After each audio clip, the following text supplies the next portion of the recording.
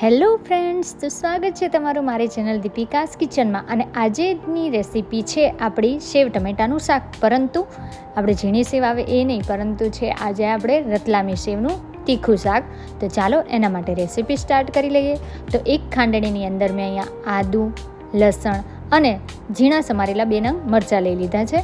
હવે આ બધું છે એમાં થોડું મીઠું એડ કરી એને આપણે ખાંડી લઈશું. મીઠું એડ કરવાથી એકદમ સરસ ખંડાય છે અને એકદમ ફાઇન પેસ્ટ પણ થઈ જાય છે, વાર પણ નથી લાગતી. તો આપણું લસણ, આદું, મરચાં છે એ ખંડાઈને રેડી થઈ ગયા છે. તો હવે આપણે એને એક વાડકીમાં કાઢી લઈએ. અને હવે આ બાજુ આપણે ટમેટાં અને એ સમારી લેવાનું છે. ટમેટાં છે અહીંયા મેં 3 નંગ લીધા છે, મીડિયમ સાઇઝના છે. તો 3 નંગ ટમેટાં છે એને સમારી લેવાના છે. અને જોડે આપણે 1 મોટી નંગ જેટલી ડુંગળી લેવાની છે. સાદું આપણે સેવ ટમેટાનું શાક બનાવીએ ત્યારે આપણે આ બધું નથી એડ કરતા, કારણ કે થોડું આપણે શું છે કે ગળ્યું બનાવતા હોઈએ છીએ, એટલે ડુંગળી છે અહીંયા આપણે ઝીણી સમારાઈ ગઈ છે. તો હવે આપણે વઘાર કરી લઈએ. તો એક કઢાઈની અંદર અહીંયા મેં 2 ચમચા જેટલું તેલ લઈ લીધું છે. આપણું શાકની ક્વોન્ટિટી કેટલી છે એ હિસાબે આપણે લઈશું. કોઈને શાકમાં તેલ વધારે જોઈએ તો કોઈને ઓછું પણ જોઈએ. તો અહીંયા આપણે તેલ ગરમ થાય એટલે રાઈ એડ કરીશું. અને રાઈ ફૂટવા લાગે ત્યારબાદ આપણે એની અંદર જીરું એડ કરી લેવાનું છે. અને જીરું છે એ પણ સરસ રીતે તતડી જાય ત્યારબાદ એમાં હિંગ, મીઠા લીમડાના પાન એડ કરી લેવાના છે. અને જે આપણે આદુ મરચાંની પેસ્ટ રેડી કરી હતી એ એડ કરી લઈશું. અને એને તેલ સાથે સરસ રીતે પહેલાં સાતડી લેવાનું છે. સહેજ લસણ છે કાચું ન રહે ત્યાં સુધી આને સાતડવા દઈશું 2 મિનિટ બસ.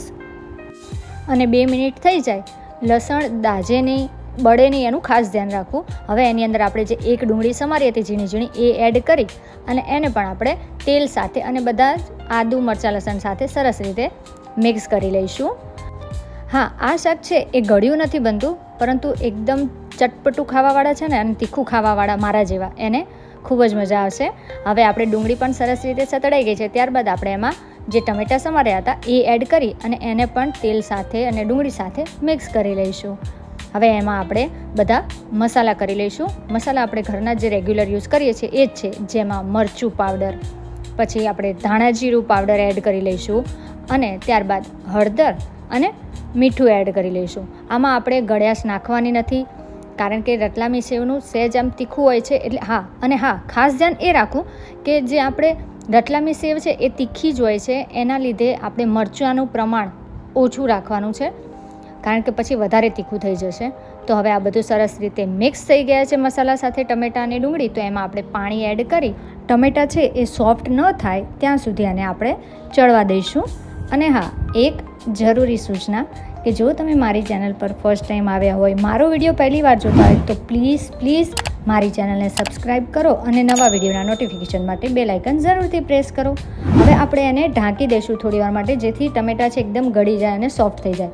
તો 3 થી 4 મિનિટ બાદ પાણીની ક્વોન્ટિટી પણ તમારા હિસાબે રાખી શકો છો. વધારે હશે ને તો એકદમ રસાવાળું શાક બનશે.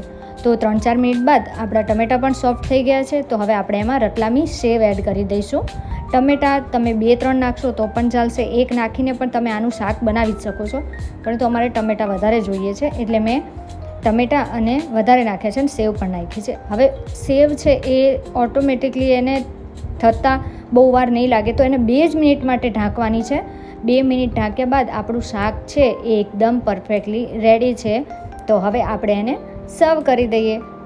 આ શાક રિયલીમાં તમે બનાવીને ખાશો ને તો ખૂબ જ મજા આવશે, કારણ કે એકદમ તીખું ખાવાવાળાને આ શાક ખૂબ મજા આવવાની છે મારી જેમ.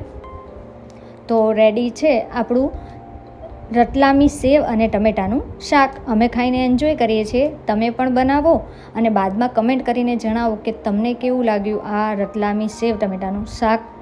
અને વિડીયો લાઈક કરો અને ચેનલને સબસ્ક્રાઈબ